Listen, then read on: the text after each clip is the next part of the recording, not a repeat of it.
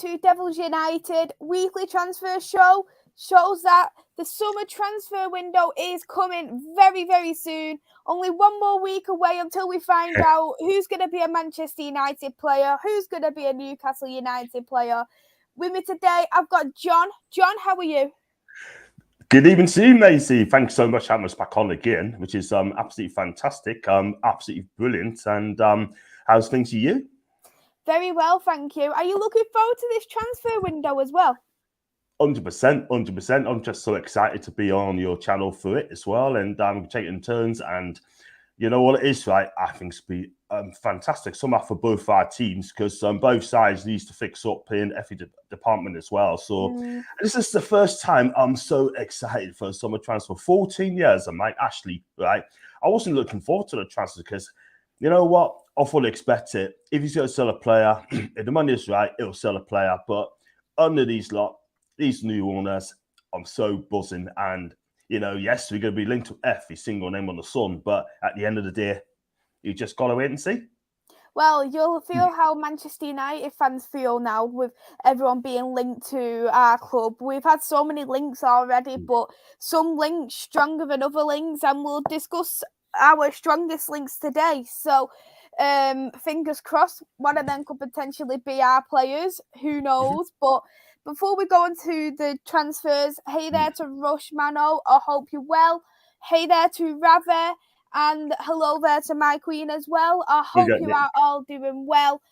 So we'll start first with our strongest Manchester United link. You have probably heard this all over the news. Frankie de Jong linked to Manchester United from Barcelona. We're hearing that direct talks are being open. Barcelona is putting him on the transfer list because they can't afford him, because they need to bring these players through, such as Kessie, because they haven't authorised Kessie signing yet because they simply can't afford him. Ten Hag, an admirer of de Jong, absolutely loves him. Hearing the latest news here as well from Fabrizio Romano yesterday that the talks are being open, and hearing exactly what de Jong has said after the Netherlands game. This is what he had said: I play a lot differently at the Netherlands compared to what I do at Barcelona. I think this suits me much better. I like to be the first player to receive the ball from defenders.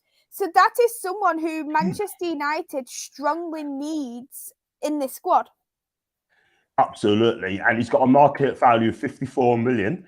Obviously, Barca will want more. And he's made 32 appearances this season, scoring 3 goals, 3 assists, and got booked 5 times. And he had his second yellow as well. I mean, look, I think this guy's been super made for Man United all the time, de Jong. He's a great player. He's defensive and attacking player as well. I think he's more attacking, by the way. He likes to get the ball and he gives it. And look, I think he is the sort of player you need at Man United. Now, the thing is, he'd rather play for a club that plays Champions League football, but I think Ten Hag is persistent, so will shine through. I think this move will happen because Barca wants to make room for get a couple players in. They want to get in Andreas Christensen, and it also, for what I'm hearing, they want to get in Robert Lewandowski as well. Yes. And I think this is going to be very interesting, and I think this move can really well happen. But they need to be more persistent and sell him the project that he wants this player to come to United, and I think this move could happen. And it's gonna, if he gets in, then I think your team could be in the top 4 next season. I really do. After hearing as well what's also been announced, that Donny is going to be got a role here at Manchester United, and I know you have said that he can play defensively, de Jong, and attacking.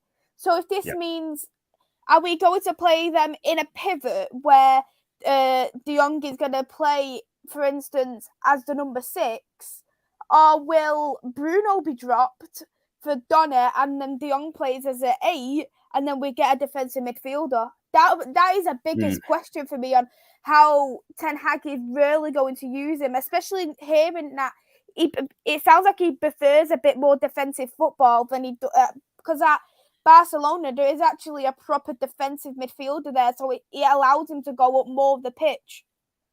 Yeah, I have to agree as well. I mean, it'll be interesting to see how he plays. I think he'll play 4-3-3. I really do. So the midfield three is going to be very interesting. Who keeps the three? If he gets Frankie, then yeah, he'll be in there. The other two midfields is going to be very interesting. I mean, Fred is going to be playing definitely. I'm sure he'll probably use Fred. And where would they park Bruno Fernandes? That Vanash, I think that'd be very interesting. Maybe in the midfield three, but not as a 10 role, because I don't think because if it's a 4-3-3, there'll be 2 8s and a 6. 2 8s and a 6, exactly. Then he needs to have to play a wide player because Bruno's not a wide player. We know that. Frenkie de Jong's not a wide player. Donny van der Beek is not a wide player. Yeah, they're all central mids. Yeah, so it's going to be very interesting to see where those midfielders are going to be parking up. I mean, I think Ten Hag wants to give Van der Beek another try because he does rate him. He really rates him at Ajax, and I'm sure he's going to rate him at United.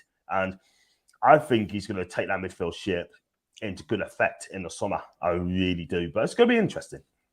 From your personal opinion, do you think that Ten Hag is going to get the best out of Donny, or do you feel like maybe knowing that he's already been here for 2 years now, it's going to be a much tougher test for Donny than a lot of people actually might think? It's because this could go two ways, really. I mean, number one is either he knows how to play a Ten Hag system. Yeah, so that's an advantage. Yeah, because he's done it at Ajax. If he gets that player back to how he was before his Ajax days, then we're going to see the real Donny. Yeah, but if he doesn't come out this time, if he struggles in this team, especially in the Premier League, then we know that he's clearly struggling. The Premier League is not for him, which is an absolute shame because I like Van der Beek, I really do, but it needs a good manager to just coach him, get his confidence back. But what I've seen of him on the pitch, even at Everton, I just don't think it's been good enough. I have to agree with that, if you want me to be honest. When I have seen things of Donny, the thing is, I know he hasn't had the game time, but I think he has actually been better as a substitute for a starting 11 player when I have actually seen him. Especially at Man United, when he come on like 70th, 80th minute, he looks so electric. But when he starts, he looks so flat. I just don't understand it at all whatsoever. I just don't know why. Maybe he's not used to the system.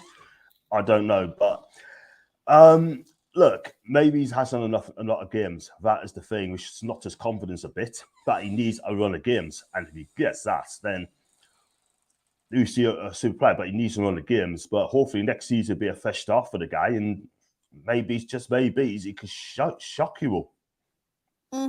Potentially, we might see the best of Donny very, very soon. Ravi has said Man United have got more links than a gold chain. Yeah, that's true. Everyone's linked to United. But how likely do you think it is going to be for De Jong to come? Because for me, I actually think Ten Hag is trying to really work on Frankie de Jong the hardest out of everybody, because we've seen it here. Ten Hag wants a reunion with De Jong, and of course he is open for sale. And we've already touched on that. The biggest issue is going to convince De Jong to swap from Champions League to Europa League football. But the thing is, for me, one, he has already played Europa League football. He played it this season. He played it with Barcelona. So to be picky to say, I want to play Champions League football, I think is wrong, knowing that he played Europa League football with the team he's at now. Plus, even though they're in the Champions League next season, Barcelona, who's to say that they won't get into Europa League football again in January if they get knocked out of the Champions League? It might just go all the way back into Europa League football, and then we were just looking like, well, thought you don't want to play Europa League football. Knowing that Ten Hag has said to him, this season is the only season you're playing Europa League football under me. After this season, we're in Champions League football. That, as a player, knowing that you're going to think, right, guarantee Champions League football after this season, right, let's do it. You'd want to be part of them plans, because for me, if you're part of that build, that could necessarily bring you into one of the great players at Manchester United, and you remember for the good things. Yeah, absolutely. I mean, players now are just so picky. I want to play in the Champions League. I want to play in the Champions League, yeah. But the thing is, right, what if a Champions League team don't come in for you? That is the thing.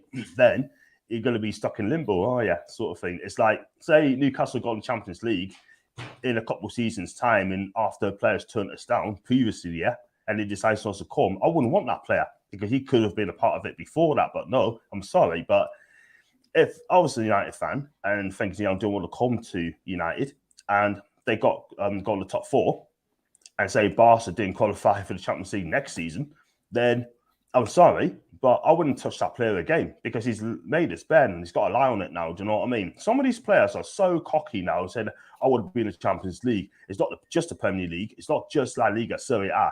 It's just they want to play in the Champions League. It's a be-all and end-all. You can only play up to 6 games. If you don't qualify for the top 2, right, you only play 6 games. It's as simple as that. So, I mean, you can play in Champions League in future years. You're a young player. You're young. You're talented. There's time. You know what I mean? So I think these players needs to players like De Jong needs to calm it down a little bit. You know what I mean? You could do it at your club, yeah. It's only one season. One season. It's just top 4, cool. If he signed a 5-year deal, for instance, 1 out of 5 years in Europa League football, that isn't necessarily a bad thing. And especially knowing if you was in Europa League football and you win the Europa League, because Ten Hag didn't necessarily say we're going to finish top 4 next season. So he's got 2 routes to getting into Champions League football, which is either finishing in top 4 or winning the Europa League. So it's either winning the trophy or finishing in the top 4. I think he'd obviously rather finish into the top 4, but to win the trophy in your first season, and De Jong as well to be in that first Ten Hag team to win a trophy, you'd be absolutely buzzing. Absolutely right. Absolutely right. I mean, not only that, you may come to Old Trafford or St James's Park and you're thinking, wow, what a stadium. What a stadium. What atmosphere sort of thing. Why shall I leave this club? I can get this club into the Champions League in the first place. Thinking, you know what? This club should be the Champions League. I want to create history. I want to be there, play a part of it. You know what I mean? I want to be in this project. I want to be there. You know what I mean? And then the fans will push you through. If you do the job, then, like I said, many a times they're going to remember you from the back of your shirt as long as you play for the badge. Exactly. I completely agree with that 100%. To Ravi's question, we're both in for De Jong and Núñez. We'll touch on Núñez a little bit later on if we do have a bit of time.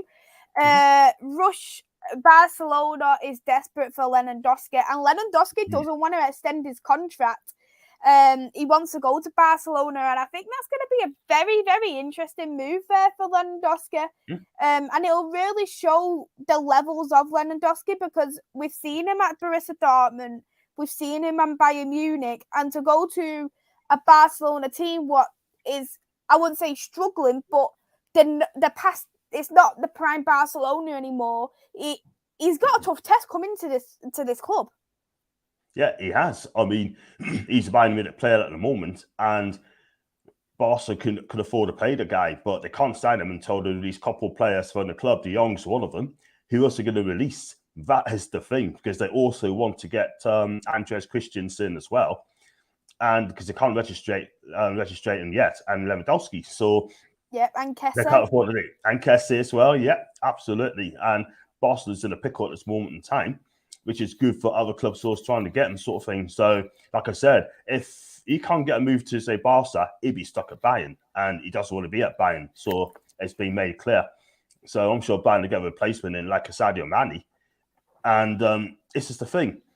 But it's just a question of waiting to see on this one. Say how pound suits. Yeah, things can change in a week's time, in a day's time, in a month's time. So, one thing for certain, I think Lewandowski will be on this way. Yeah, I really do. But for me, Barcelona, I think Bayern Munich, letting him go in the summer will probably be the best option, because you can't let a player like Lewandowski go on a free. You really can't. I said last season it's criminal for United to let a Pogba go on a free, and it is. I really do think it is. But it clears the wage bill. So in a way, I'm not as bothered anymore. But for this Bayern Munich team, because you look at that Bayern Munich squad, they have got some players where, for me, they do need to look at younger players. I know they've got Jamal Musiala there. They've got They've got Sane, who apparently wants to leave, Kingsley Coleman, who apparently wants to leave. Not just that, they've got the older players there in Kimmich. So you're looking at that kind of way. They need to get a few players in, and with that Lewandowski payment, they could get a few players in different positions, and they could be set for the next few years. Absolutely. I mean, Bayern will replace players straight away, 110%. Yeah, if they let a player go, they get someone in straight away, or get someone before they let a player go. I mean, they're a well-prepared club, and Bayern being a well-run club as well. They don't spend money above their means. They know exactly who to buy. They look at the targets and they stick to the target, and they normally get them as well. But look, you're right. They need players in. They already got a lad from Ajax on the free, and they got a Moroccan guy as well in the Dutch league as well. I can't pronounce his name, but one thing I'm going to say, Bayern are preparing, and they will have a go at the Champions League again. They want to win the Champions League again. The Bundesliga is no good. It's not gonna. They don't not gonna set a stats on that because they are a huge, huge club, but they want the Champions League, and I believe that Bayern will win the Champions League within the next 3 years. I really do, because when it really matters, they've done it. They've done it. They have. They really have. You're right. You're absolutely right. Ravi has asked if you'd take anyone from Barcelona. Gabi. I tell you, that guy's brilliant. Yeah. That guy is absolutely brilliant. He's going to be one of the world's best players here. And he's got a billion release clause in his contract. And he's only something like, is he 16, 17? That guy. Yeah, he's still very... Gavi is 17 years old, yeah. So he's very young. Spanish international as well. He's been absolutely fantastic. Ter Stegen, I've taken goal 100% because he's definitely the goalkeeper. I'd take Frenny as well. Aubameyang, probably not. You know, I like Fati. He's quite good. Yeah, I like Fati. He's a good player. He is absolutely fantastic. I mean, Xavi, I'll tell you what, he's going to be a brilliant coach. I think he'll be a sensational. But for me, and money is no object, I take Gabi. That guy is absolutely brilliant. If you want a project youth, he's your guy. I agree. Hey there to Luca. I hope you're well. My weekend was great, thank you. I hope yours was as well. Hey there to Vincent. I hope you are well. Hello as well to Gaz. I hope you're well. Hey there, Static. I hope you're well, and thank you so much as well for the comment. It was really nice of you. He did also touch on as well that Lewandowski has already agreed personal terms, but it obviously depends on Barcelona's financial situation. So he will be going. It's just obviously dependent on Barcelona more than anything, isn't it? And before we go on to one of John's transfers, Ravi has asked how much do you think Newcastle are looking at spending in this window? We spent 93 million quid. I think you'll probably spend the same in the summer. It depends who we get. There's going to be realistic ones as well. I'm not going to go over the top ones, you know what I mean? But I'm not asking like Osimhen. He's going to cost 85 million quid. Nathan Ake, 50 million quid. Yeah, there's no way you're going to pay that. Right? He's not been playing many games. But for me personally, I'm going to say between 150 to 200 million. I'll be quite happy to forget the January window as well, because January window is a joke now. It is a disgrace. They wanted Charles Dummel. But the only way we're going to get a player to come in January is for the release clause. That is the only way. But other than that, I don't want another Diego Carlos situation when they're asking for 65 million. Oh, yeah, that was just a joke. I know. We've been laughed at the end of the day. But I didn't think Sevilla, they did not want to do business in Newcastle. That's what they've done with Villa. Mm-hmm. Yeah. Kimmich has only just turned 17 a few months ago. Yeah, the thing 17. Is as well, 27. Sorry, 27. Sorry, yeah. The thing is, though, when you do look at it, he's hitting his prime, isn't he, round now? So when it comes to, of course, 3 years' time, he's past his prime, and I think what is good is to be a bit like how other teams are doing it, bring young players in. Like how Pep and Klopp does, you either promote your youth or bring some young players and build them up, and then they'll become like a proper crucial starting 11. And that's kind of what I meant in that way in terms of Kimmich, to get someone who is like around 17, 18, build them up. And then once Kimmich is past his prime, you can then look at, for instance, someone who can replace him as a substitute option or a starting 11 so they can just rotate it around a little bit. That's what I personally think would be best for this Bayern Munich team, because there is a few players in the next couple of years or so. That's the same with Liverpool, though, because I know Ravi will agree. They've got quite a few players now who are getting past 30, so they will need a rebuild very soon. Absolutely. You got Mo Salah's 30, yeah? I mean, man, he's 29. He'd be on the swear. We absolutely know that, by the way. They got Jordan Henderson, he's 32. Excuse me. And they got quite a few players to around 30, 31, even Thiago as well, but he's still quality. Yeah. But, I mean, I think these players now want younger players. But at the end of the day, you need a couple older heads in the team as well. You do, yeah. It's like, go back to Arsenal. Sorry, Luca. But when you got these young players, I'm not going to get you over the line. But when you have older players in the team, they haven't got a clue something from the air. They just haven't done it like the Shakas of this world, yeah? The parties, okay, he's been injured a lot, yeah? But look, at the end of the day, going back on Kimmich, I think that's player I take. He can play in a number of positions, right back, left back, midfield. Yeah, midfield that as guy's well. With him. Yeah. He's great. He's very versatile. Very versatile, which is great as well. Hey there to Nippon. I hope you're well. So we'll go on to your transfer because they're currently one of our players. Dean Henderson as linked to Newcastle. From what I'm hearing, it's 90% completed. I don't know what is going on at the moment, but if you want to touch on a little bit with Dean Henderson yourself. Yeah, got Dean Henderson here, and we've been linked to him for quite a few outlets as well, by the way. He's number one pick for the goalkeeping side. He's got a market value of 16 million quid. And the thing is, I don't know if it's going to be a loan deal. I don't know if it's going to be a permanent deal. It's one or the other. But according to Manchester Evening News, he did say that the fee's been agreed and he wants to go to Newcastle ASAP. Now, again, we don't know if it's going to be a loan or to buy. I think it's going to be a loan deal, to be fair. If I hate to say, if it's permanent, I'd back him. But Eddie Howe wanted him for quite a long time. He can play the ball out from the back. And, just super keeper. He is a great shot stopper. For Sheffield United, he's on loan. I thought he's brilliant. Absolutely fantastic. And it could be another Aaron Ramsdale. Coming under the radar, make some great saves, be a stellar player, goalkeeper as well. But Mods de Baca needs to be challenged. And I definitely need another goalkeeper to keep on his toes 100%. But this deal, I reckon, Maisy is going to go ahead. I really do. I think that's a done deal. Yeah, I think, though, from Manchester United's point of view, the best option is probably to sell. I do think Tom Heaton, who we do have, because I don't think we're going to get rid of two goalkeepers. I think we'll probably end up getting rid of De Gea next season if we are going to get rid of him. So Dean Henderson this season, De Gea next season.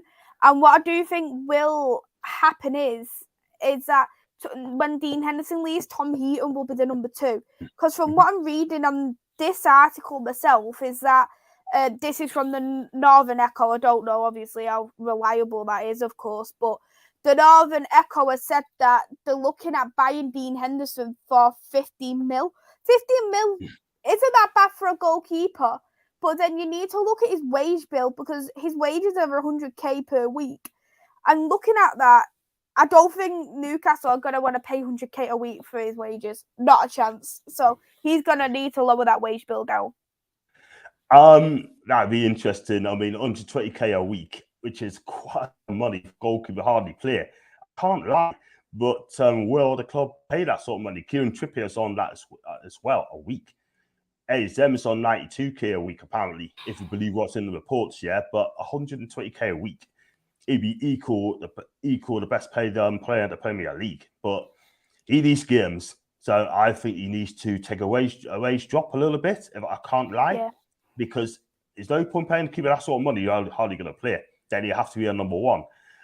So I think it'd be interesting when it comes to personal terms and that.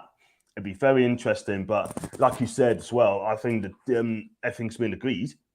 To personal terms have been agreed. If that's the case, then if he's going to come, cool, we're taking.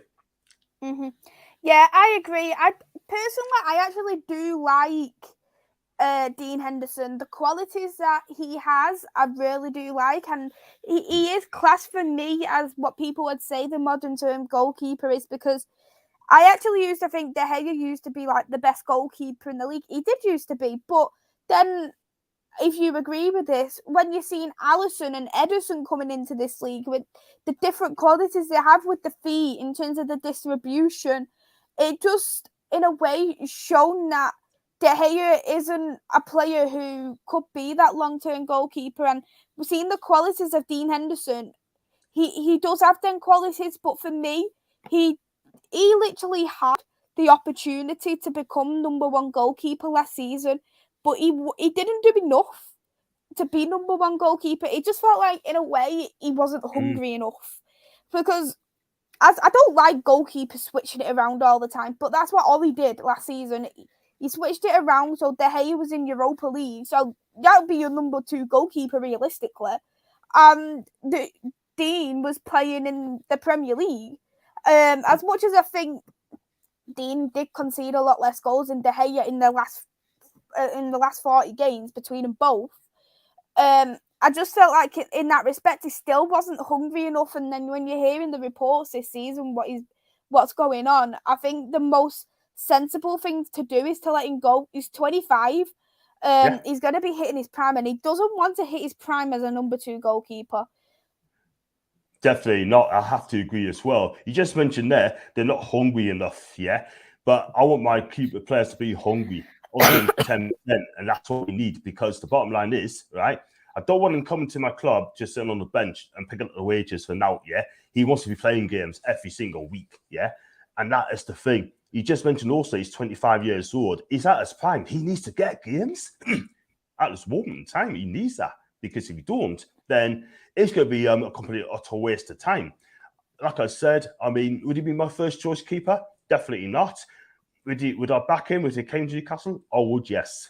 But I got to back Eddie, how Eddie would trust. And we'll see what happens. And another thing is, he is English. But it's a hard one, like, really. It's a hard one. I'll back him, but I would have gone for other sorts. But he's always hell-bent on Dean Henderson. Then we have to go with it. But me personally, I'd take him on a loan deal. Mm-hmm. Yeah, I personally think with Man United, I don't think they're going to do a loan deal, to be honest. I think if they're going to do it, I think they'll let him go, because from what I'm reading, they want Ten Hag's only got 150 mil in this transfer budget. And then, obviously, whoever we sell, that will go on top of that. Yeah. So if that is the case, then I think they'll want to sell the likes of Dean Henderson, Anthony Martial, for instance, to try and build up this wage budget, because I know De Jong's going to cost 80 mil.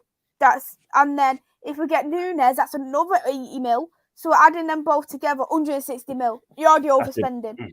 And that's not without Timber, who we're going to go to next, who's linked for 40 mil. That is crazy, man. They're going to have to find someone. They're going to have to make some adjustments by selling the players that you don't really want. But some of these players you've got at United that earn a hell of a lot of money. But unfortunately, right, they're quite happy sitting on the wage bill. Do you know what I mean? They're going to be thinking, am I going to get the same wages elsewhere? Probably not. So I'm going to sit tight and use yours. Do you know what I mean? They want to make as much money as possible as a way. But I know you got rid of Pogba, Matic, Mata. Lingard. He's going to go as well, possibly Dean. But look, at the end of the day, one thing I'm going to say is, right, you need to make some money. You need to make some money in player sales ASAP. Otherwise, you may not be able to get those players. I think Darwin Núñez wants to play in the Champions League. So you may as well cross him off the list as well. He'll be stuck at Benfica. Timber, he wants to come to your club. I hope you do, because I think he's a decent player. And he will learn, he'll get better and better. He keeps pumping up, he keeps bigging up and saying that things to be sorted out. So I think it's going to be a big change at Old Trafford, 110%, but it's going to be fun. It's going to be fun at your club. It's going to be fun. It's going to be very, very interesting, let's just say. Ravette, I think it's a very good appointment in terms of Andy O'Boyle. I don't know personally too much about him. I know he did used to be something, obviously, the director of Liverpool. He had a job in the Premier League. So having a player, someone coming in as a director who has had experience at other clubs, that's a good sign for me.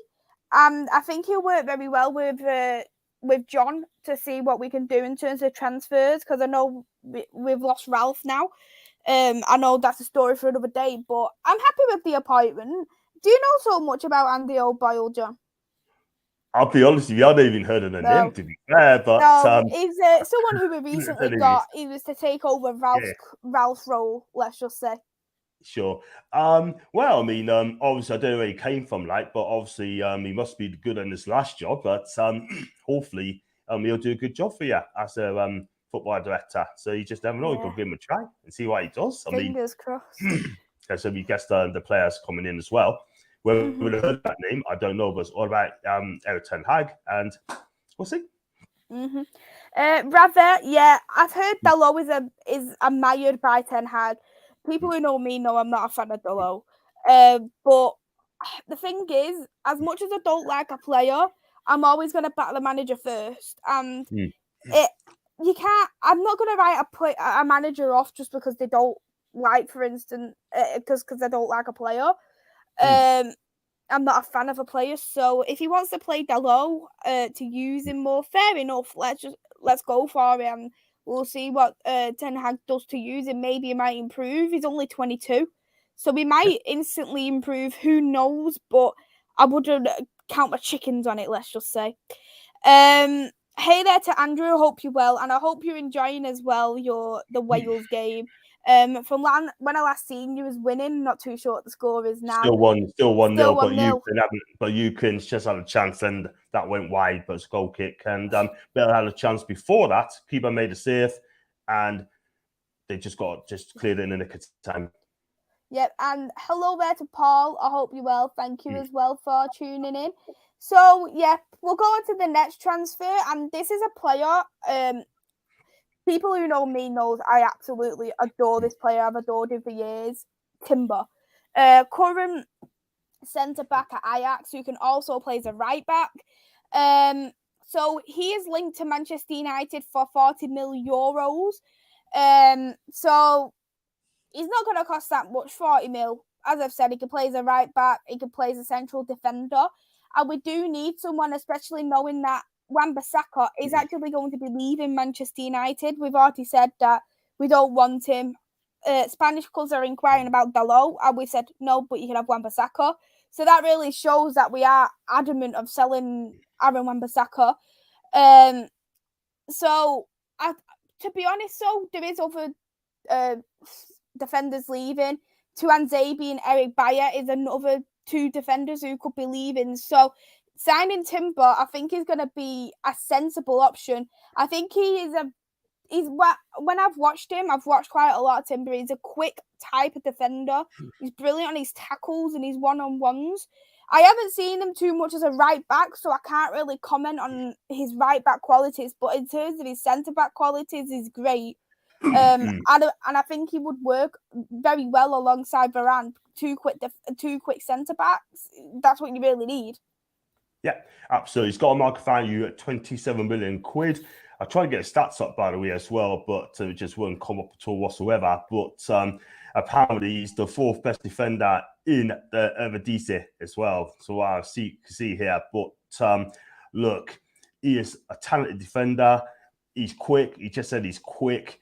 And he's only, what, did you say 20 years old, did you say? He's only 20 years old. 21 in a couple of years' time. Yeah. And he's going to be destined for the very top, this kid, yeah. And he's just on that. He's 6 foot, and like I said, and he's in Russian national, 6 caps for his country. And I tell you what, he's going to be on for the future, this lad. And I think he's going to surprise a few people because I think he's going to be brilliant. I've just had a look at in terms of the league. Considering he's a defender, he's not received a single card. And he's had 3 goals, 2 assists. That for a central defender is very good. I feel that's brilliant. Absolutely fantastic. It just goes to show that he's a good player. I mean, he really, really is. He's highly thought of Ajax, highly rated as well. And he's played in the youth academy as well at Ajax as well. And he's just absolutely brilliant. I think he's good to watch. I think John might be crashed. Yeah, I think John might be frozen there. So yeah, we'll touch on a little bit more in terms of Timber. Timber, he is Netherlands international. He actually did make his debut for the Netherlands it was before the Euros, so the friendlies before the Euros, that is when he did make his debut.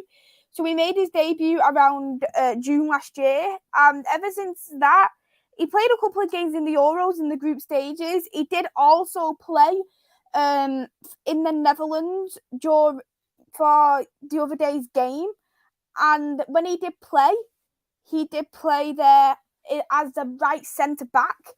So we know in terms of Timber, he could play both. He could both in a back three and a back four, because we know Louis van Gaal played a 3-5-2. We know that at Ajax it's either a 4-3-3 or a 4-2-3-1. So we know in terms of Timber that he's very versatile. He can work both in the centre back role for back three, back four. The right back is definitely crucial. Hey there to Red Devil Studio. I hope that you are well. Thank you as well for tuning in. John has lost his connection, so we will be there in just a moment time. Timber would do well at United with his versatility, and I do agree with that, to be honest, rather. He is very versatile with Timber. Knowing that he can also play as a right back, I think that is going to be extremely beneficial. Knowing in terms of Wan-Bissaka leaving, I think that does open them spaces. We heard from Fabrizio Romano a couple weeks ago that Manchester United are looking at strengthening 4 areas in this summer transfer window. They're looking at getting a striker, a midfielder, a centre-back, and a right-back.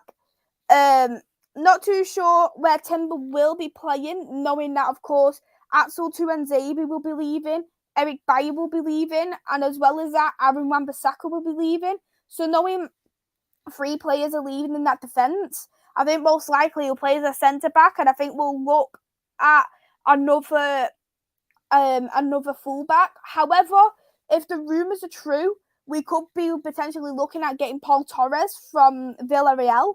And if that is the case, and we are going to get Paul Torres, that does leave the option there of playing Timber on the right-hand side.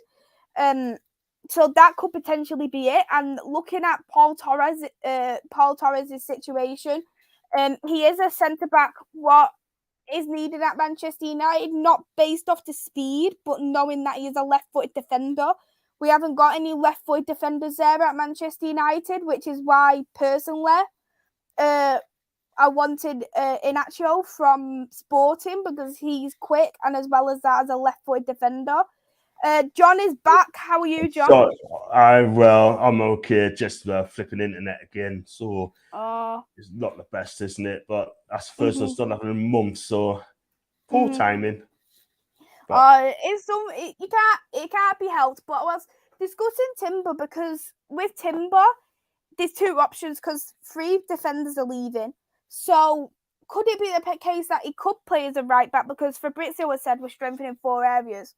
So could it be the case Timber plays as a right back, and if the rumours are true, get Paul Torres from Villarreal, or we're not going to sign Paul Torres and get Timber? I think John is frozen again. Never mind. Yeah, we'll go through some of the comments here. Do you think Arsenal will get Jesus? That is a good question, and from reading the reports regarding Arsenal with Jesus, it is actually looking extremely likely that is going to be the case. We know with Pep Guardiola that he isn't wanting to keep Jesus there at Manchester City. We know as well with Jesus that he isn't getting the game time, so the best thing is to let him go, especially Arsenal isn't willing to Man City isn't willing to use him. But John, you're back again. I have to use my phone. Sorry, this is just an absolute P-tech this on my computer. So this. Oh, it's okay. Do you think Jesus is going to go to Arsenal then? It's a hard one, really, because he definitely wants to leave Man City. He's got 12 months left on his contract, but Arsenal needs to be a bit aggressive on him. If they're aggressive on him, I think he'll probably go there. I think they'll eventually get him, by the way, because he used to play when Arteta's number 2. So I think he'll probably do it. I think he'll probably go to Arsenal, and I think he'll get a chance. He gets first team that he's craving, because Arsenal's looking for strikers all the way, and I think they're going to get him. Mm-hmm. I really do believe that as well. In your opinion, because of course Manchester United, we don't have any left-footed defenders at all. All of them are right-footed. So if you was Manchester United, would you sign Timber and Paul Torres, who's a left-footed defender, or would you just sign Timber? Oh, he's frozen again. Oh, never mind. Never mind. Oh, you're back again. Sorry. Well, so it's okay, John. These things happen in terms of the internet. Don't worry. But what would you do? Would you sign both Torres and Timber, knowing Torres is left-footed, or would you just sign Timber? I think I'll just sign Timber for now and then see how it does. But if you can get both players, I think that'd be a bonus. You know what I mean? Because Paul Torres is a cracking player at the back, does a good job for Villarreal. I think he's got a 55 million release clause, by the way, at Villarreal. Yeah. I could be wrong on that. If that is true, then cool. That would be brilliant. If you can get them both, it helps a lot. Do you know what I mean? Someone's going to play better from the back, and someone's going to be on action as well. I think that's a great combination if you get those two defenders, because you definitely need defence as well. You definitely need the left backs too. Mm-hmm. I agree. Yeah, Red Devil Studio. Yeah, just fill areas we're actually looking at signing, and I do agree we do need more. And that's why I actually do think that Ten Hag is actually going to be using some of the youth academy in this first year in particular. I think we'll see more of Hannibal Menjabe. I think we'll see more of Garnacho as well, to try and see what we can do in this Manchester United team. But hopefully, if we do sell some players, we might get another area done. But just as Ralph said, we need to strengthen every single position. Every single position. I agree, we do need minimum 6 signings, though, to at least try and do something in this squad. But next signing for you, John, Nathan Ake, am I correct? Ekiteke. Ekiteke, yeah? That's the one. I'm going to see if I can get back on the mainstream as well before I do that. That's okay. I'll go straight in, so 2 seconds. Oh, that's okay. Yep, so John will be back again in just a moment time, and we will be discussing the next transfer. He is here, John is back. So, yep, would you like to touch on Nathan there? Because from what I'm hearing, Newcastle is reportedly to pay 50 million for him. And, of course, he is actually Eddie Howe's ex-player. Yeah, absolutely. I mean, he used to play for Bournemouth, yeah, got on together really well. Couple good seasons with him, yeah. Brings back from the back. He's quick. He is so skillful as well, and he distributes the ball at the back really well. Now, the thing is, Man City wants to recoup the money they have spent on him, and excuse me, and they want to get 50 million pound back, and they're not going to get that at all whatsoever. I do not think he's worth that sort of money. I don't know how many games he's played exactly since his time. Must have been 6 or 7. I could be wrong on that. But at the end of the day, how can you justify a defender who hardly play games and you're going to charge him 50 million quid for that? Now, I'm sorry, but I think that is an absolute smokescreen for me. I wouldn't have him at all whatsoever. So, and I mean, according to a few reports on that as well, that he's looking to leave so he can get game time. Pep made it clear that he's going to let him go, so that opportunity. But listen, the market value is 22.5 million quid, right? But for Man City, well, this season, I tell a lie, 14 games, 2 goals, yeah? And Esat warrant, a player's going to be worth 50 million quid. You can get Sven Botman for 35 million quid. There you go. Yeah. And he's only 22. Do you know exactly. what I mean? And overall for Man City, he's played 24 Premier League games. And in the Champions League, he's only made 8 appearances in 2 seasons as well. So overall, he's played 30-odd games in the matter of 2 seasons. So he's playing just a season's worth in 2 seasons. I know he's had a couple of injuries. I do think he's a very good defender. I actually do think that when he actually does play for Manchester City, I do think he's quite underrated in the respect that, because of course he's got, for instance, Laporte next to him, John Stones or Diaz. Knowing that he's also played as fullbacks at times, I think he's played very well, but I can see why they want to let him go. But 50 mil for me is far too much to pay for him. 100%. And this is the Premier League. I mean, what do they call it? What Brian Glanville used to say years ago? Money is greed league. That's what he's saying, right? But it is absolutely ridiculous. If they think they're going to get 50 mil for this guy, then I'm sorry. They live in cloud cuckoo land, because I'll tell you now, they're going to struggle to get that much as well. I'll turn my attentions elsewhere. Try and get Sven Botman. I'll tell you what I'd definitely go for Gleason Bremer for Torino as well. It'd be 25 million quid. And I tell you something, this guy is absolutely brilliant at back. He's quick, he's strong, he's powerful, yeah? And he knows how to bring the back for the back as well. So I take him. But I think the Milan clubs want him as well. If they get Bremer, if Milan gets Bremer, then the chance of getting Botman's very good. But I just cannot see Milan going to spend all their budget on a defender, on 30 million quid on a defender. I just cannot see it happen. Either they've got a takeover. I cannot see that happening anytime soon.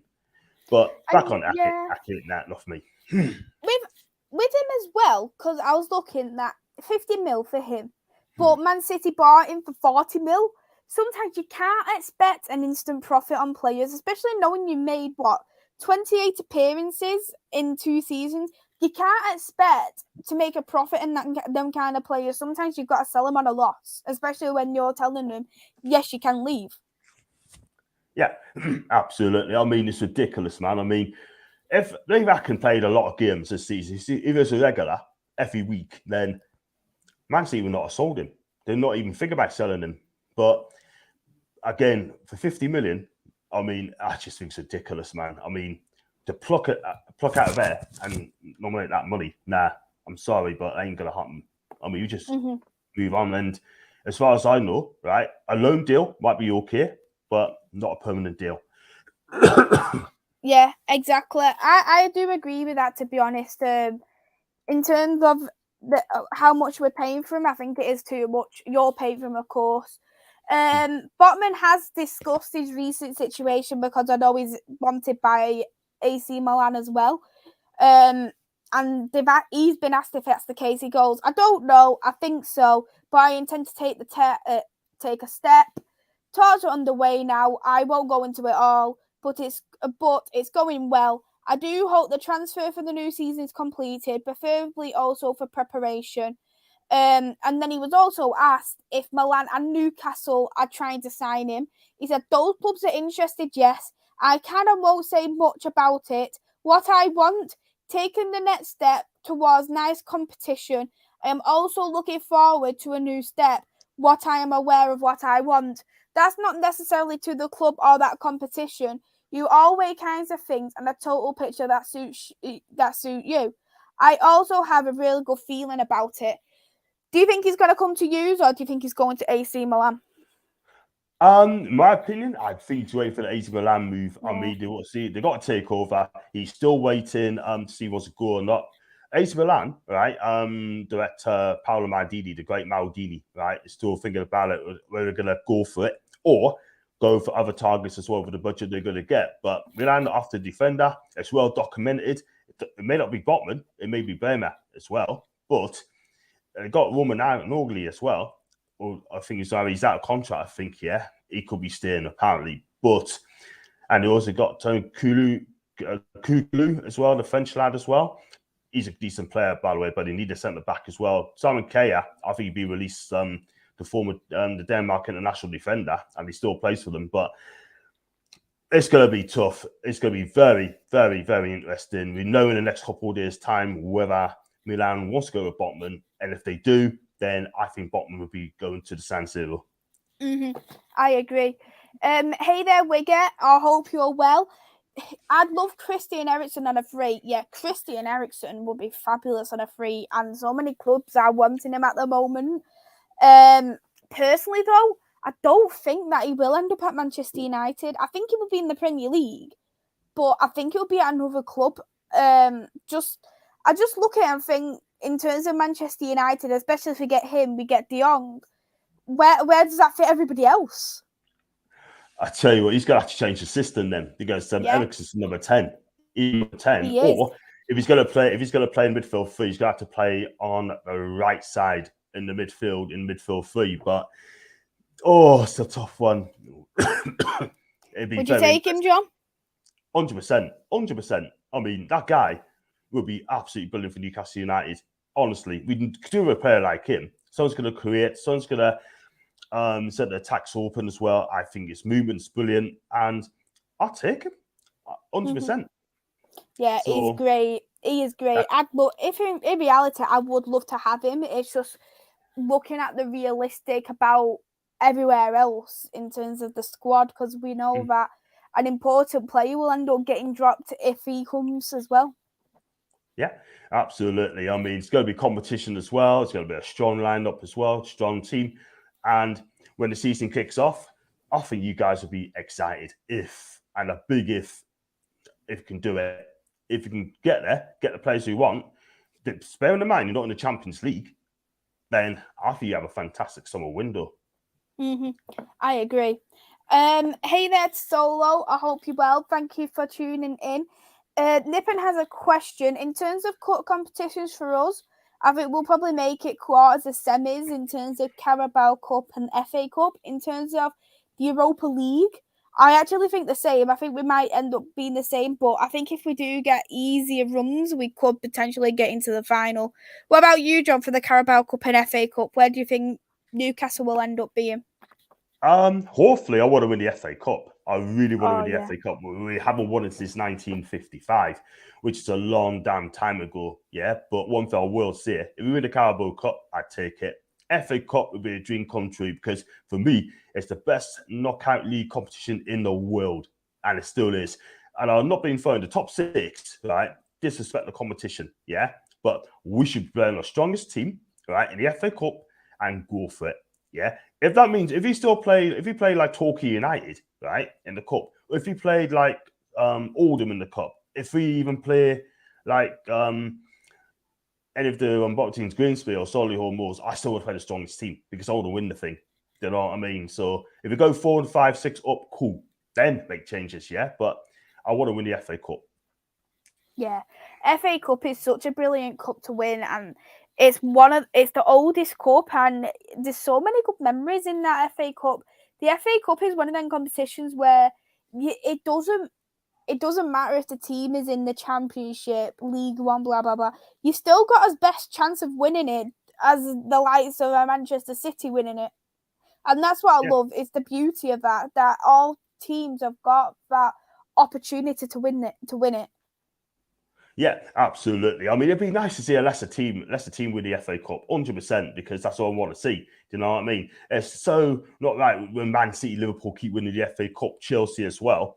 But we know he's going to win the thing every single season. So obvious, do you know what I mean? But some of the clubs are just taking a wholesome mick, playing a weakened team and cheating the fans as well, which I think is unfair, and get exactly what they deserve. But I hope next season is all about us and just do what we think is right. Do the right thing, trust the right thing, and just go for it, because we are going to get full houses at St. James's Park.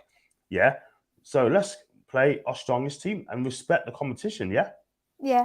The last time we was actually in the last time we won the FA Cup was actually under Louis van Gaal. That is how long ago we won the FA Cup, and about a few days later he got sacked. Yeah, I think that's shocking decision. Because I agree. At the end of the day, I mean, he isn't the most exciting player, but he's a winner. The guy's a winner. He's won Champions League. He's won leagues. Yeah, he's won with Barcelona as well. But that's the thing. I don't understand why they sacked him. It's supposed to be a long-term project, and this is the United's downfall. Keep changing their managers all the time. It's wrong. Can't be doing that. Mm-hmm. And I agree. And then since he got sacked, he's just been coaching Holland, didn't he, sort of thing. So yeah, he had a few year break, and then he came to Holland, and he's been doing a good job there. So honestly, he's one of them managers where I do wish him all the best of luck. Absolutely. I really liked him as a manager, to be honest, and it's a shame because for him and Jose Mourinho, they both got sacked knowing that they had a half-built team. And you can't. Correct. This is the thing: we can't do that with Ten Hag. We can't let him build half a team and sack him. He needs time. It takes 3 or 4 years. Trust the project. Trust the process. Yeah, give him a chance. Don't kick him out after 1 or 2 seasons. Yeah, just give the man time because it's going to turn good for you. I really do. And he must have made it clear to the board: is it going to be a long-term project? It's going to be a short-term fix, and they need to back this guy. Mm-hmm. Back him to everything he deserves. You know what I mean? Because I tell you now, if they sack him, he'll go to another top club and he'll be an absolute success there. Yeah, I agree. We'll do one more transfer each. I'll quickly touch on this one because I'm only going to take this one as a pinch of salt. Darwin Núñez. Darwin Núñez is also linked to Liverpool. Of course, he's a striker, but with Darwin Núñez, he only really plays 2 at the front. 22 years old. He wants to move this summer. Benfica will want to cash in, but they want around 80 million for him. Sorry. So both us, Liverpool, both interested in him. He's looking at obviously a team what's in the Premier League, so he wants to be completely out of Portugal. For me, with Darwin Núñez, I think he is a great player. He's a prospect player to have, but there's a few things that alarm me about Darwin Núñez. I know he's got brilliant stats. Yeah. For one, it's his first touch. I don't know whether it's a confidence issue or he's a bit like Lukaku in terms of that, but his first touch isn't the best.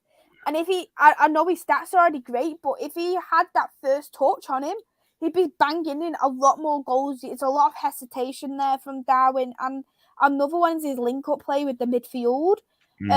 He doesn't really have the best link-up play either for me. So, personally, I wouldn't pay 80 mil on him. And if I was going to pay 80 million on a striker, do you know the striker who I would actually go for would be Martinez from Inter Milan? He'd be the one I'd take. 100%. I mean, out of the two, it'd be Lautaro all day long. I mean, excuse me. He made it clear he wants to stay with Inter because Arsenal want him, and he kind of turned it down. So I want to stay at Inter Milan. He'd probably give it one more season there. I think he'd be perfect. Whoever gets Lautaro Martinez in the Premier League, I tell you what, you're going to be a title winner. You're going to be a title winner as long as you defend properly. His movement and his touch is just sublime. It really, really is. And he play wide as well. It needs to be. And he takes risks as well in the box, so show the skills as well. His finishing can be a bit offish sometimes, but honestly, I think he's a clean finisher. And back on Darwin Núñez as well, there's still a lot of work to be done from this guy if he's going to be worth 80 million quid. Yes, he's been scoring goals. I get that. Brilliant game against Liverpool, right? But you're right. He needs a lot of work with his first touch. And if he gets that in, it'd be a fantastic. He just needs more coaching. Yeah. Another thing as well, he's always played in a 4-4-2. Even when he plays for Uruguay, he plays 2 at the front. So the thing is, especially knowing how his first touch is, would Manchester United or Liverpool, in fact, have to change their formation to get the best out of this guy? They shouldn't have to change it, but they could have to. They could have to, and it's unfair. You don't want to change formation for benefit for one player. You got a system to play, and you just got to do it. Yeah, it'd be nice for him to get support, but he always plays 4-4-2 for Uruguay and Benfica, but he's never played like a 4-3-3 or 4-2-3. Never played a lone striker. But he needs to learn how to do that as well. He needs to adapt as well. You can't just stick to one formation all the time. Do you know what I mean? So it'd be interesting. I take it, and it'd be very interesting. I think it's going to be fun. Whoever gets him would be brilliant, but it needs to be a 4-4-2 and well spotted because I didn't know that, and that's another thing I need to take on board. That's it. They're the 3 things what worry me about this player. Apart from that, I think he's a great player. I know Ten Hag admires him, but it's just them 3 things in particular what really unless you're playing a 4-4-2 in itself, you need to be wary. You need to be wary of that, really, because Liverpool don't play a 4-4-2. So or two at the front. So how's that going to benefit them? Exactly. I mean, he's got adaptable. He needs to be adaptable because you don't know what he's like as an adaptable player, because you don't need to watch a lot of this guy in the Premier League. He plays in the Portuguese league, yeah, and it's going to be interesting. But he's only 22, and he's got time on the side, and things can change in an instant. But it's all about getting the pre-season in there. It's all about getting a system in place as well. He's got to get used to it, yeah. But he may get support from the midfield, from a number 10, may break forward. It could help his game, and also the wingers got to put the good crosses in as well for him to get the end of it as well. That's another thing. Are the wingers good enough to make him a better player? Mm-hmm. Especially the wingers that we have. Apart from Sancho, I can't really name a good enough winger who's able to put the ball in the box for Darwin Núñez, because they're one of them kind of the wingers are like the kind of wingers where they'll try and cut in to try and shoot, not someone who would cross in to try and shoot. And the crosses we tend to have either come from Bruno Fernandes or Telles. Yeah, that's the thing. Rashford plays wide. He's not a good crosser of the ball. Sancho, he'll get better, but it's going to be right off him this season, yeah? He needs to improve as well. I'm sure he'll be okay. He's doing brilliant at Dortmund, but since he's come to United, I just don't get it at all. I don't know why. Is it lack of confidence, maybe? I don't know. But they need to get wingers in. Bruno's definitely not a winger. No way. No, he's a number 10. But this is the thing Everton Hag needs to work on. It's okay getting a player, but you got to fit into that system, yeah? He's not going to buy a player where you haven't got two wingers going to cost the ball for him. Do you know what I mean? So it doesn't make sense. It's like with Newcastle, yeah? You got to try and get a right winger, Ekiteke. He can put a cross in as well. ASM, when he puts his back to put a cross in for Will to get the end of things, yeah? That's what you need. You need wingers to bring. But you get Núñez, you need a winger. Mm-hmm. Rich is in the chat. Hey there, Rich. I hope you're well. Congratulations as well in getting into the World Cup. We're actually in the same group stage, so we will see each other in the World Cup. England, Iran, USA, and Wales all in one group. That is going to be an interesting group for the World Cup. I'm looking forward to it. But can't be honest with you, right? I think it's going to get out of the group stage. I can't lie. Wow. Because that league is not going to be easy to get out, yeah? Iran plays cracking football, by the way, by all accounts. They play open, aggressive football. USA are going to give it a right go again. They've got a couple of players in the Premier League, yeah? And Wales, if you've got Gareth Bale in your team, anything can happen. But at the end of the day, I think we're going to get out of this, but we've got to start well. If we lose the first game or don't win the first game, then we won't for England, man. But I could be wrong. But I think maybe I've been a bit negative. But for what I've seen from England as well, Gareth South has got to allow the players to play open attacking football. It has to. You cannot be cautious, by the way. But like I said, it's not going to be an easy league to get out of it. If people think that's an easy group, think again, because it's extremely tough. I'll be happy with it, but hey, I think we'll do it just. Mm-hmm. Nippon, I did answer your question. I don't know whether you wasn't on the chat at the time, but we did discuss that in terms of where we think our clubs will be in terms of cup competitions, didn't we, John? Yes, you did. Yeah, you definitely answered the question there. Yeah, just wanted to double check just to make sure, but yeah, we definitely did answer that question, Nippon.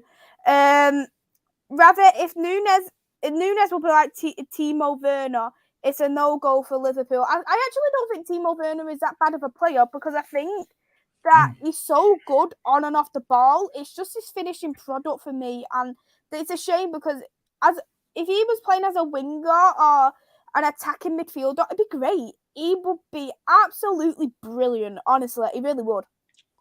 Oh, without a doubt. He's a brilliant goal scorer for Leipzig. When it came to Chelsea, don't get us wrong. I think he's a great player.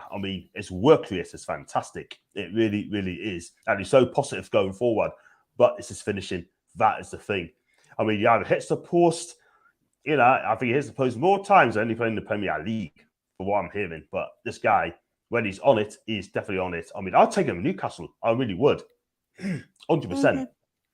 Yeah, definitely. And hey there to Reese. I hope you're well. Our top club takes a punt. No harm till you try, which is right.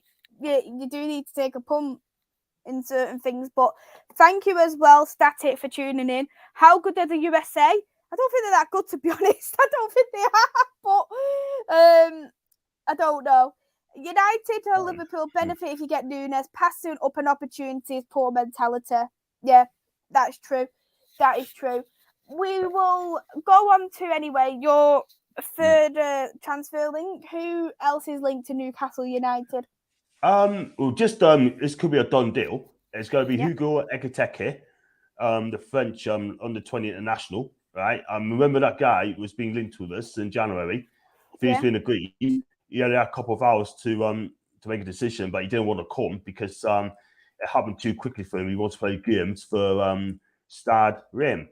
Now, fast forward 5 months, the fee's been agreed for 36 million quid, and this time, according to French reports, French media, he said that he does want to come to Newcastle on a 5-year deal. He's got a market value of 25.22 million, 25.2 million, and he is 6'2", and the stats are sure he's played 24 games in League One, 10 goals scored this season, 4 assists.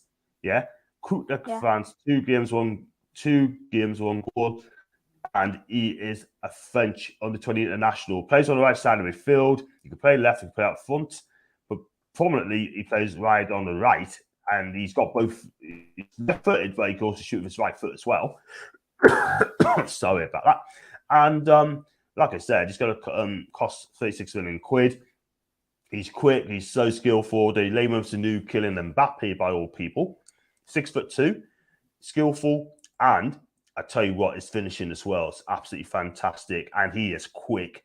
He is a slight lad. He's skinny, but he needs to bulk up if he can. If he does that, then I think it'd be a world of fantastic. Look at Gareth Bale. Gareth Bale was skinny, wasn't he? And he's bulked himself up. He can do the same. And for me, once that goes through, it'll be after the under-20 championship. He'll be signing for Newcastle United on a 5-year deal. So I think it's a done deal, this one, and I look forward to seeing him.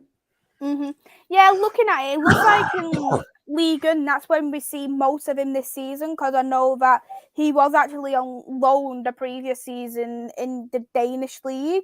24 appearances, 10 goals, 3 assists. Very good stats, really, for a 19-year-old. Not yet, of course, hit the first team for international, but I think that potentially if he does do well, he could potentially, if he does go to Newcastle, that he could make it into the first team even as a bench player.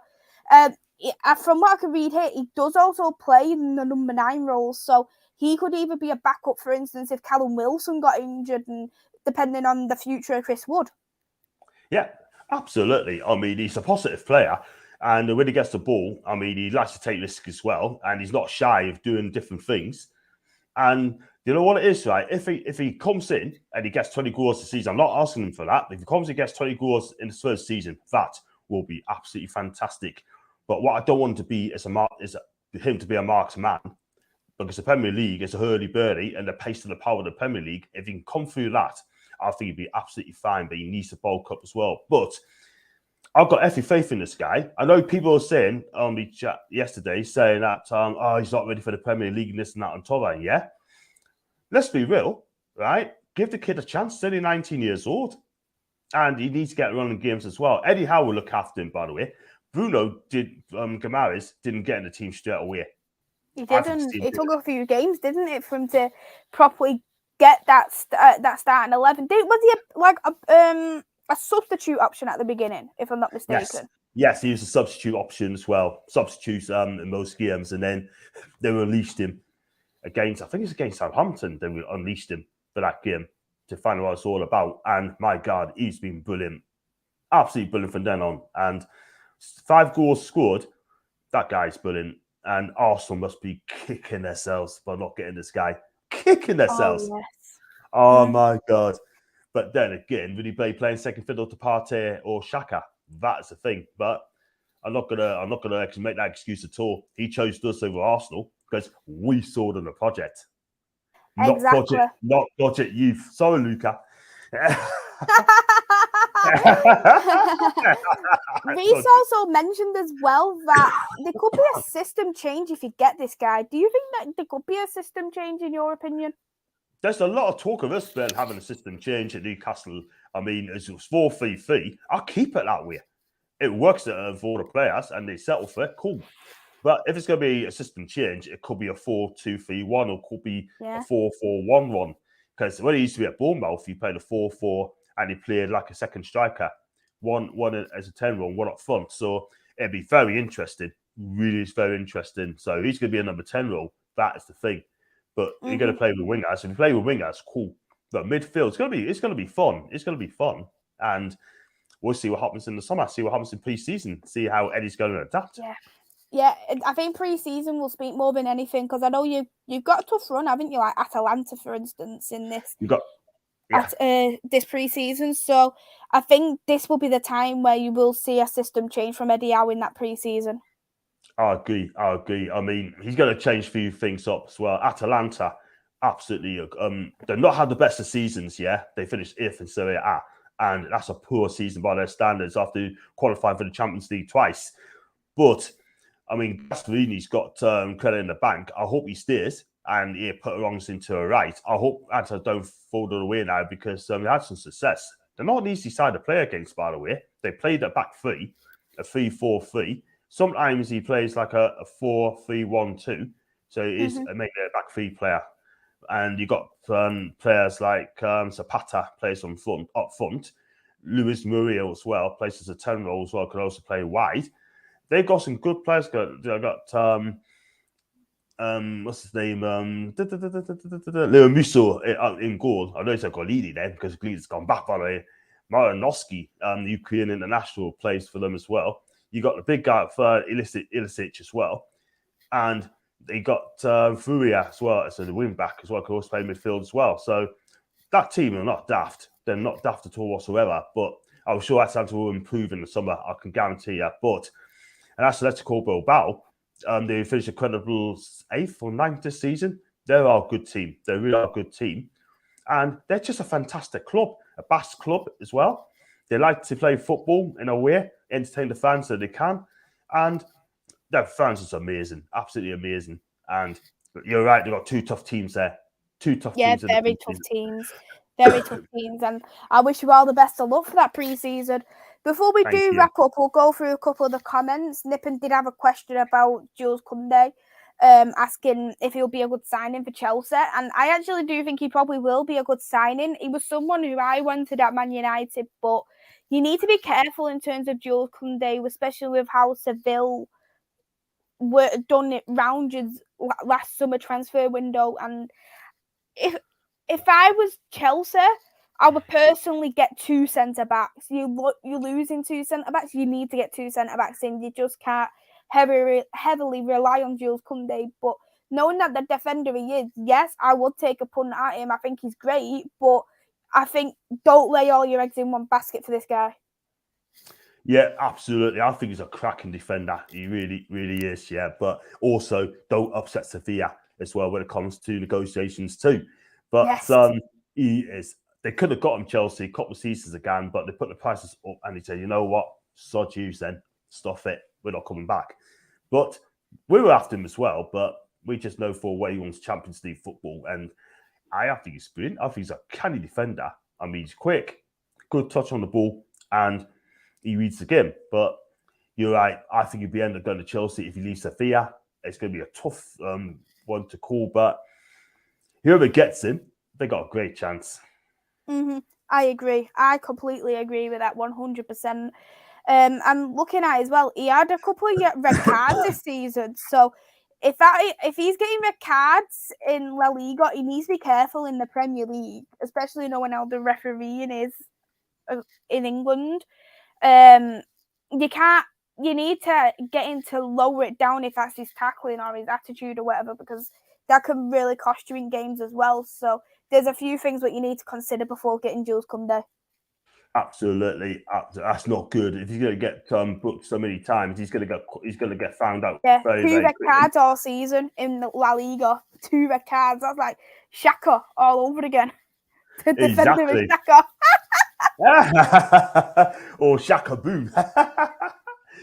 Yeah, I mean, look, you're right. I mean, that's not good. 2 red cards in the season, that is not great at all. He's still young, though. He's 23 years old, by the way. 24 November. He used to play for Bordeaux, 2 seasons for Bordeaux, 2 goals in 55. Then he moved on to Sofia for Bordeaux in 2019. So he's been at the club for 3 seasons now. And 25 million euros, he costs around about 20 million quid. So I think it's a bargain for a player like Jules Koundé as well. But maybe he wants a different challenge. And if he does come to Chelsea, wish him all the best. But let's make sure he's not a marked man. Mm-hmm. Hey then, Andrew, I hope you're well. Congratulations on the win and getting onto the World Cup. We will see you in November and we will play against each other. I hope you're looking forward to it, Andrew. Yes. Reese has said, no player is ready for the Premier League until they get a chance. Football fans are stupid towards European leagues or even South American leagues, which I do agree with. I think a lot of people tend to think, no, we don't want to get them because they're international, but you need to look at the type of player. You look at some players can adapt so quickly and some players don't. And them kind of players who don't, you need to give them that extra development. Because you see players such as Bruno Fernandes. He so quickly and managed to storm the Premier League. But of course, it does take a little bit longer. And if that's the case, the development is needed. Absolutely. It takes time. The Premier League, like I said earlier, on Ekateke's part as well, he needs a bit of time. If he comes in and hits it off, I think great, absolutely fantastic, but it takes time. Some makes it, some don't. That is the thing. I mean, look at Tammy Abraham, goes to Roma. People think he's going to struggle in Italian football, right? Because of the technical side of things. And guess what? He's the highest European scorer in all the leagues. That guy's been brilliant this season, all the way through. Gareth Southgate does still do it, by the way. I wouldn't be surprised if he doesn't pick him for the World Cup, by the way, either, which would be absolutely harsh and stupid. But look, at the end of the day, it's all about adapting. You need to kind of bulk yourself up, get used to it, get used to the tackles, and things will be fine. But you just got to give it what you got. Give it what you got. I agree. Hey there, Ryan. I hope you're well. Thank you for tuning in. Big up, Ryan. We'll do Ravi's question, then we'll share John's socials. How long do you think it'll be before Newcastle get into European football? Hopefully next season. If not, I mean, I've got to be careful with what Ryan say because I love Ryan the bits, but we're going to do it within 3 seasons. Within 3 seasons. I want to get top 6, 7 next season. It's going to be tough. I need to be positive as well. But at the end of the day, if we can get, I was going to say, if we can get a striker in, another defender coming in, a left back, another midfielder, a right winger, I think Ryan will probably agree as well. And we'll be okay. And definitely the goalkeeper. We need 6 players coming in. Do that, cool. But I'll say within 3 years for European football, but I'd love to get in the top 6, 7. Why not? Exactly. And if you do get it, it'll be a great achievement there for Eddie Howe and the squad. Without a doubt. I mean, he's done a wonderful job, Eddie. I mean, he's finished the season strong. Let's hope we can evaluate from last season's performance and run into the new season. And if you can do that, then the sky's the limit. I'll make it easier for you, right? If it starts in October or November, Newcastle will be 6. If the league was in January, we'd be 4th. Wow, that is mad. That is mad. Crazy. It is. Absolutely crazy. Amazing. It is. Yeah, but let's wrap it up here anyway. John, thank you so much for coming on. A pleasure as always. Would you like to shout your socials? Of pleasure, and it's great to have us on the game, mate, as always. And it's been great coming on your channel because I do love you. I think you're my favourite podcaster. I can't even lie. Excuse me. And my socials as follows. You find us on Twitch, John Sinclair TV. On Insta, John Sinclair 50. Laura Kirsis, John Sinclair TV on Facebook. John Sinclair on Twitter, John_NSC42. And John Sinclair TV on YouTube. So it's YouTube, Insta, Facebook, Twitch. And Is there? Great.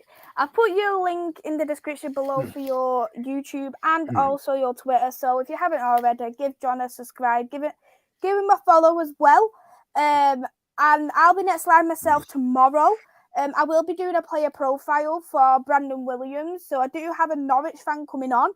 And we'll be discussing Brandon Williams' time there at Norwich City. That will be at 5 p.m, earlier than usual. So you'll be looking at me like, wow, Maisy, early bird? Yeah, I'm the early bird today. Yeah, so you'll catch me there tomorrow discussing about Brandon Williams. And as well, me and John's got our show on Tuesday on John's channel. So go and check us out Tuesday as well. We'll see you all very, very soon. It's a goodbye from me.